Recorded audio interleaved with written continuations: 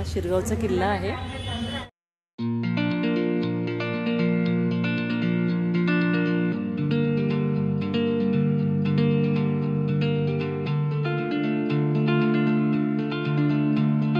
नमस्कार मंडळी, मी अपूर्वा आणि माझ्या चॅनलवर आपलं सगळ्यांचं खूप खूप स्वागत आहे। आज मी आलेली आहे शिरगाव तालुका जिल्हा पालघर येथे।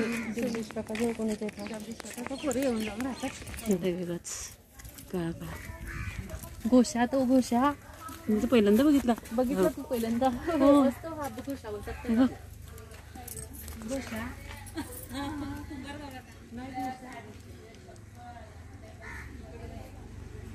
घोषा नावाचा हा पक्षी मी आज पहिल्यांदा पाहिलेला आहे। आणि आता मी शिरगावमधील समुद्रकिनारी चाललेले आहे। शिरगावमधील समुद्रकिनारी येणाऱ्या पर्यटकांची राहण्याची सोय व्हावी म्हणून इथे अशा काही रूम बनवण्यात आलेले आहेत आणि इथे येणाऱ्या पर्यटकांची राहण्याची सोय केली जाते।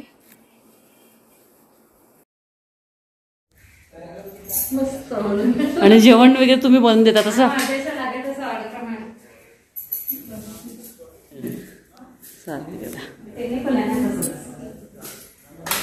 सेम केलंय ना,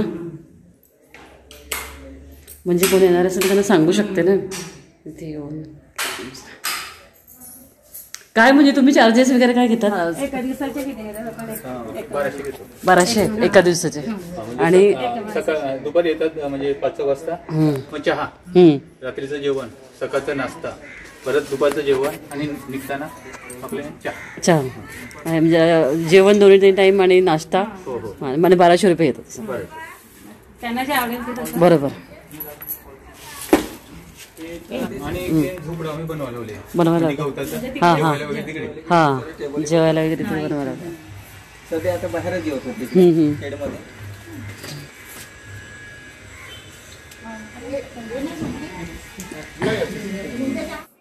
सध्या इथे वेगवेगळ्या सुविधा बनवण्याचं काम हे सुरू आहेच। इथे गवताची झोपडी बनवण्यात येणार आहे आणि पर्यटकांसाठी आणखी काही सेवा सुविधा करता येतात त्याचे प्रयत्न चालू आहेत।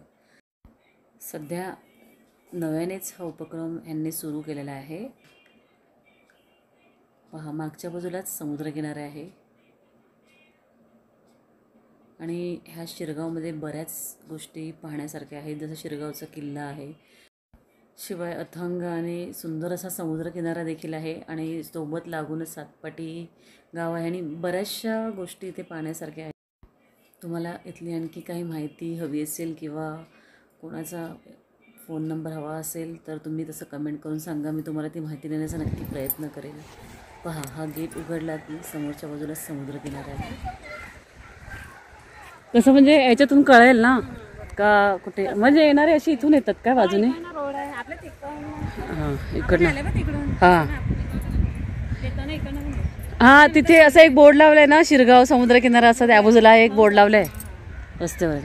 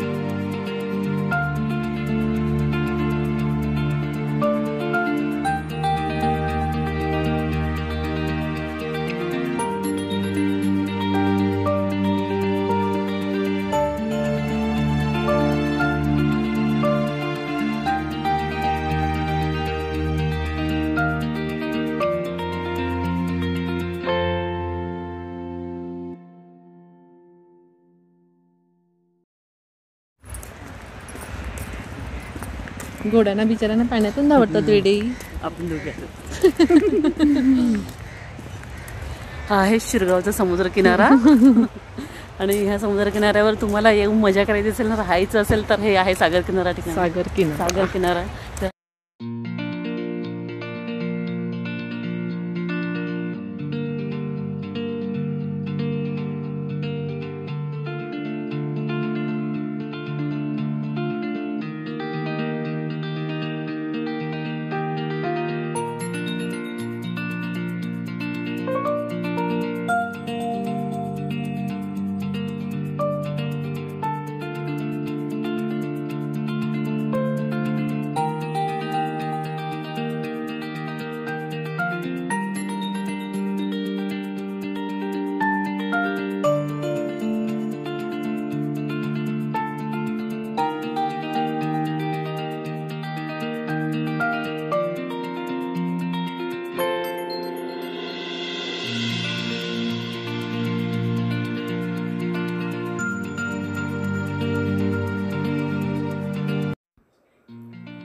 आता ह्या बाजूला हे जे माड दिसतात तुम्हाला दिसेल, ह्या माडांना रावण माड किंवा देवमाड देखील म्हणतात. पहा, एकाच माडाच्या झाडाचे अनेक फाटे फुटलेले आहेत आणि ह्या प्रकारचे हे माड आहेत. हे शिरगावच्या समुद्र किनाऱ्यावर जास्त प्रमाणात दिसतात. शिरगावच्या किल्ल्यामध्ये देखील असे हे माड आहेत. आणि पहा, हा समुद्र किनारा आणि इथे हा असा वॉकिंग ट्रॅक बनवलेला आहे. इथून चालत आपण समुद्र किनाऱ्याचं दर्शन करू शकता किंवा फिरू शकतो. इथे आपला वेळ घालवू शकतो. आणि लहान लहान होड्या आहेत ज्या मासेमारी करतात. त्याचप्रमाणे पर्यटकांसाठी घोडे आहेत, घोडागाडी आहे. बऱ्याचशा सेवा सुविधा आता इथे उपलब्ध आहेत. आणि संध्याकाळची वेळ घालवण्यासाठी खूपच छान अशी जागा आहे ही.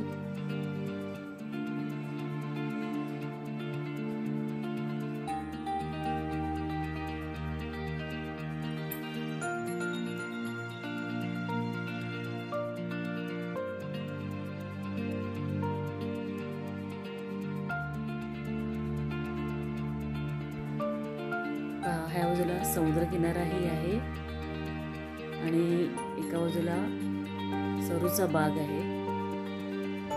सरू म्हणजे सरू नावाचं जे वृक्ष असतं त्याची बाग आहे एका बाजूला. आणि ह्या वॉकिंग ट्रॅकवरून आम्ही सरळ चाललेले आहेत.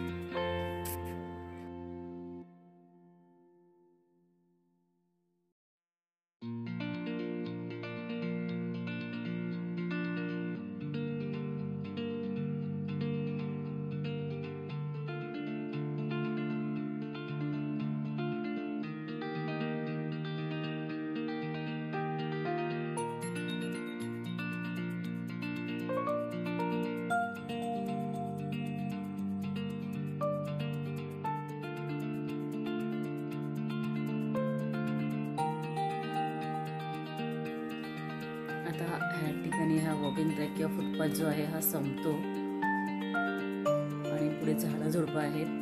परंतु ह्या बाजूने हा एक रस्ता गावात जातो. त्या रस्त्याने आता आम्ही पुढे जाणार आहेत.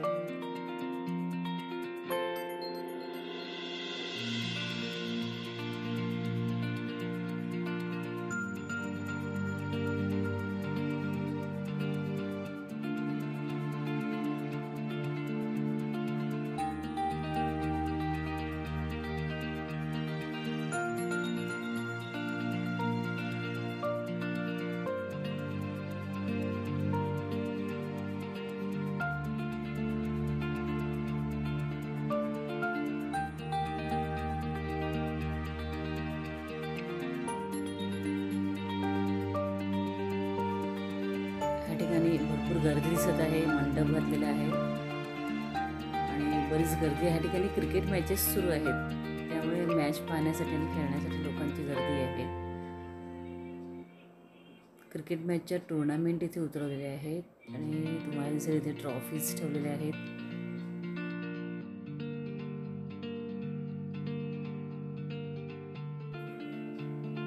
आणि ह्या बाजूला पहा, ही घोडागाडी आहे. त्याला टांगा म्हणतात तिथे. म्हणजे ह्या टांग्याला घोडे झुंपले जातात आणि वाहतुकीसाठी किंवा मग आता पर्यटकांना तिथे समुद्रकिनारे फिरण्यासाठी देखील त्याचा वापर केला जात असेल. जसं बैलगाडीचा वापर होतो तसा ह्या टांग्यांचा वापर वस्तू ने-आण करण्यासाठी इथे खूप पूर्वापार केला जातो. फार म्हणजे अगदी आम्ही लहानपणापासून पाहतो इथे ह्या घोड्या जुंपलेल्या टांग्यामधून वस्तूंची ने-आण केली जाते. आणि ह्या शिरगाव सातपटी गावातच आपल्याला हे टांगे आणि घोडे जास्त पाहायला मिळतात. ही आहे मशिदीची गल्ली, त्यामुळे इथे आपल्याला जास्तीत जास्त मुस्लिम लोक दिसतील. अर्थात मोहल्ला म्हणतात त्याला, इथे शिरगाव गावचे लोक मोहल्ला म्हणतात. त्या मोहल्ल्यात आम्ही पोहोचलेले आहेत.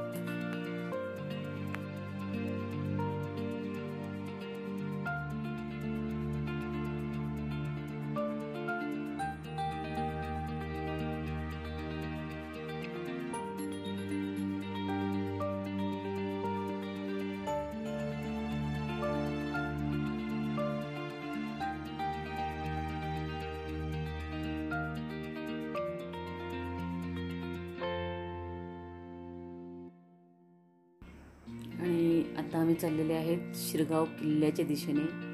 खूप संध्याकाळ झालेली आहे, तसं पाहिलं तर अंधार पडत चाललेला आहे. पण शिरगावमध्ये आले आणि किल्ल्याचं दर्शन नाही केलं असं होणार नाही. त्यासाठी जरा एक किल्ल्याची झलक तरी आपण घेऊन येऊयात. हे बाजूला किल्ल्याच्या आकारासारखं दिसते ते इथलं शिवसेनेचं ऑफिस होतं. आता आम्ही किल्ल्याच्या अगदी जवळ पोचलेले आहेत. किल्ल्याच्या जवळ अशी काही घरं आहेत आणि समोर दिसतोय तो शिवरायांचा किल्ला. आता ह्या शिरगावच्या किल्ल्याचा इतिहास काय आहे किंवा हा किल्ला कसा आहे हे पाहण्याची जर तुम्हाला इच्छा असेल तर तुम्ही तसं मला कमेंट करून सांगा. मी तुम्हाला ह्या किल्ल्याची संपूर्ण माहिती आणि किल्ल्याचं दर्शन करून देण्याचा नक्कीच प्रयत्न करेल आणि एक व्हिडिओ ह्या किल्ल्यावर नक्कीच बनवेल. हा शिरगावचा किल्ला आहे. मी ह्या किल्ल्याचा व्हिडिओ नंतर अपलोड करेल. तुम्हाला बघायचा असेल हा किल्ला कसा आहे काय असेल तर मला सांगा, करून मग मी दाखवेन तुम्हाला कसा आहे हा किल्ला.